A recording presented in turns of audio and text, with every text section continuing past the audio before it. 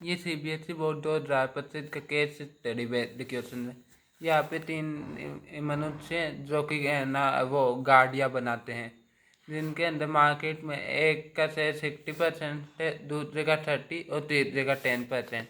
तो हम बेसिकली ये मान सकते हैं ये है एम्बर, बॉन्जी और कोमेट। तो फिर बाद में हम ऐसे मान लेते हैं मार्केट में कुल 100 गाड़ियाँ है, तो 100 में से 60 एम्बर ने बनाई है, 30 बॉन्जी ने और 10 कोमेट ने।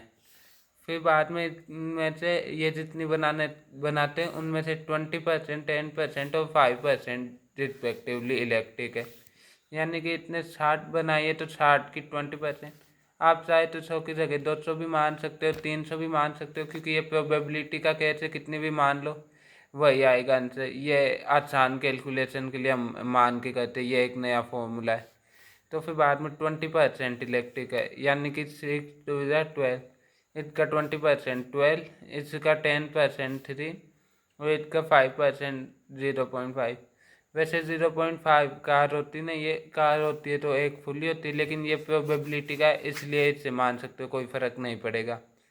अब क्या प्रोबेबिलिटी है कि एक randomly selected car electric car है, यानी कि ये हो जाएगा टोटल इलेक्ट्रिक कार कितनी है 15.5 अपॉन में टोटल कार से 100, यानी कि ये आ गया आंसर फर्स्ट का आंसर।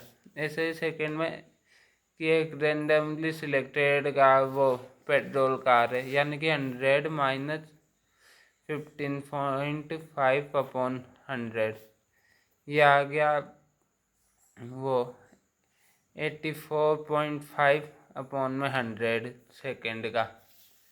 इसी तरीके से थर्ड में कि एक कार को रेंडमली सिलेक्ट किया है और वो इलेक्ट्रिक है, तो क्या प्रोबेबिलिटी है कि उसे कोमेट ने बनाया है, यानी कि कोमेट की इलेक्ट्रिक कार से 0.5 और टोटल इलेक्ट्रिक कार से 15.5।